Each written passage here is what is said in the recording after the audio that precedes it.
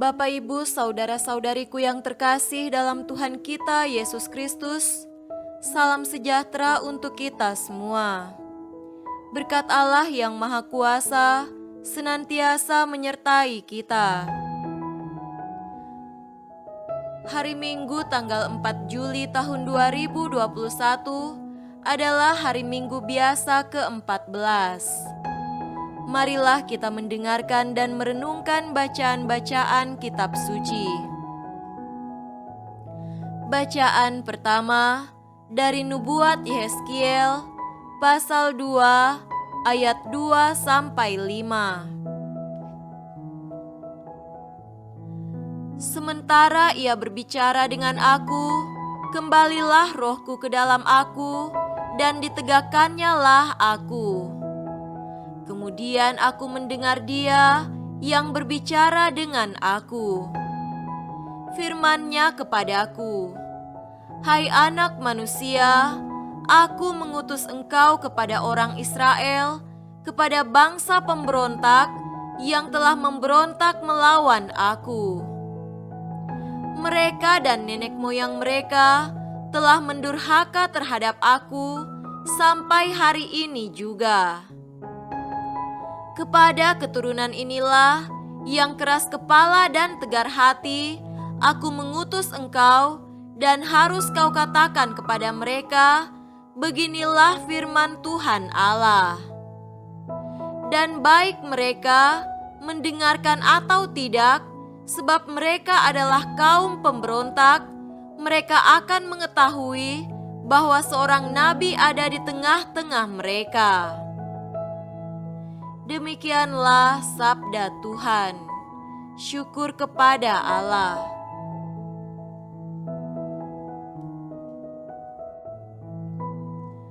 Bacaan kedua dari surat kedua Rasul Paulus kepada jemaat di Korintus pasal 12 ayat 7 sampai 10.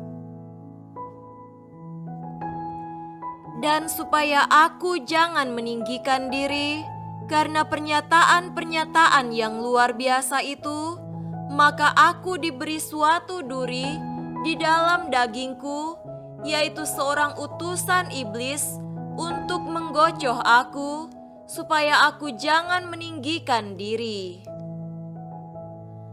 Tentang hal itu, aku sudah 3 kali berseru kepada Tuhan, supaya utusan iblis itu mundur daripadaku.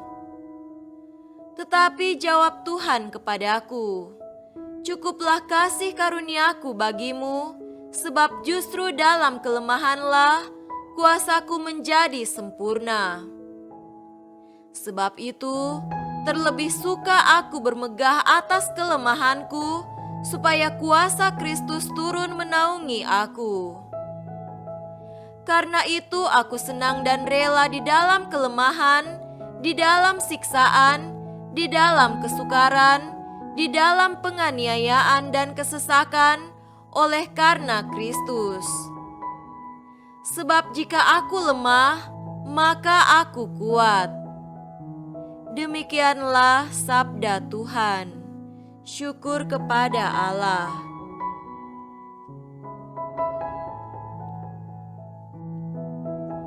Tuhan beserta kita, sekarang dan selama-lamanya. Inilah Injil Yesus Kristus menurut Markus. Dimuliakanlah Tuhan. Injil Markus pasal 6 ayat 1 sampai 6. Kemudian Yesus berangkat dari situ dan tiba di tempat asalnya, sedang murid-muridnya mengikuti Dia. Pada hari Sabat, Ia mulai mengajar di rumah ibadat, dan jemaat yang besar takjub ketika mendengar Dia, dan mereka berkata, "Dari mana diperolehnya semuanya itu? Hikmat apa pulakah yang diberikan kepadanya? Dan mujizat-mujizat yang demikian bagaimanakah dapat diadakan oleh tangannya? Bukankah ia ini tukang kayu, anak Maria, saudara Yakobus, Yoses, Yudas dan Simon? Dan bukankah saudara-saudaranya yang perempuan ada bersama kita?" Lalu mereka kecewa dan menolak Dia.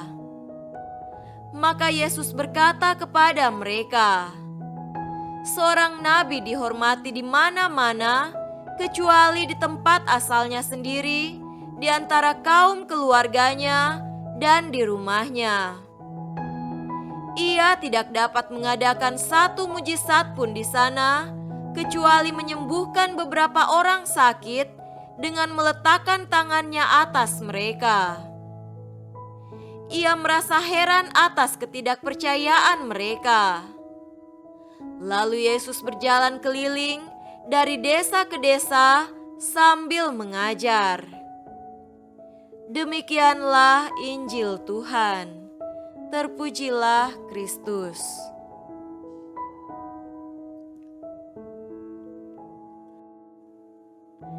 Saudara-saudariku yang terkasih dalam Tuhan kita Yesus Kristus, tema renungan kita pada hari ini adalah penerimaan dan penghargaan.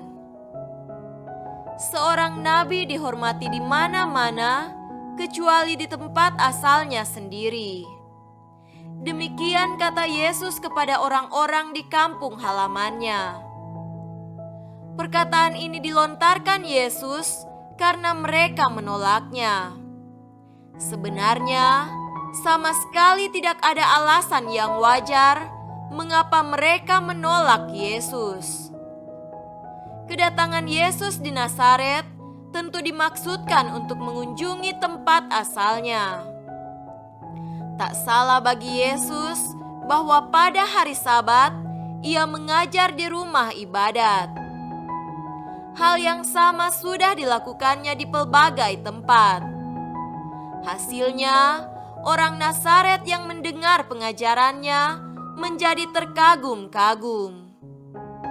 Kekaguman mestinya menghantar mereka kepada penghargaan akan kehadiran Yesus, rasa hormat dan terima kasih atas firman Allah yang menguatkan mereka. Tetapi yang terjadi justru sebaliknya, mereka kecewa dan menolak Yesus. Saudara-saudariku terkasih, alasan penolakan orang Nazaret terhadap Yesus itu amatlah konyol dan pendek akal. Bukan karena kesalahan dalam pengajaran Yesus, bukan pula karena tindakannya yang salah, tetapi justru karena kehebatannya dan kuasanya. Bukan kata-kata kekaguman yang terucap dari mulut mereka, melainkan kata-kata celaan, yakni, "Bukankah ia ini tukang kayu, anak Maria, saudara Yakobus, Yoses, Yudas, dan Simon? Dan bukankah saudara-saudaranya yang perempuan ada bersama kita?"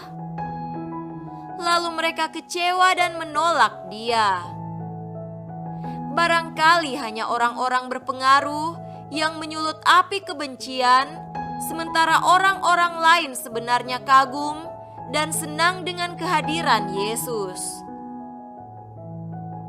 Hal itu sudah sering terjadi di banyak tempat, yaitu banyak orang percaya kepada Yesus, sementara imam-imam kepala dan orang-orang Farisi menolaknya. Penggunaan kata mereka yang menunjuk pada semua orang Nazaret sebenarnya hanyalah menggeneralisasi seolah-olah semua menolaknya, padahal tidak demikian kenyataannya. Namun halnya bahwa sebagian orang menolak Dia membuat Yesus tidak mengerjakan mujizat apapun di sana kecuali menyembuhkan beberapa orang sakit.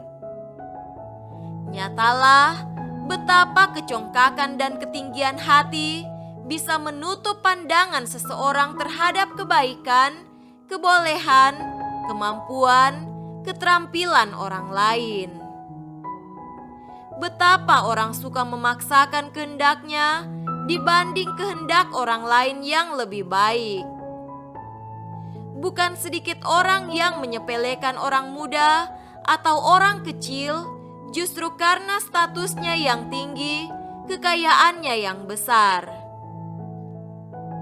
Tak mudah bagi kita melihat rekan kita maju, sementara kita jalan di tempat atau malah mundur. Sukar bagi kita melihat tetangga dan orang di sekitar kita berhasil, sementara kita terpuruk. Sulit bagi orang melihat rekannya berada pada posisi tinggi, sehingga ingin menjatuhkan orang lain atas cara yang mirip dengan apa yang dilakukan oleh orang-orang Nazaret terhadap Yesus. Marilah kita belajar terus untuk menerima keunggulan yang lain, memberikan apresiasi dan penghargaan lewat sikap dan kata-kata kita, seraya kita sendiri mengupayakan hal yang terbaik dari diri kita dan untuk diri kita. Semoga demikian. Amin.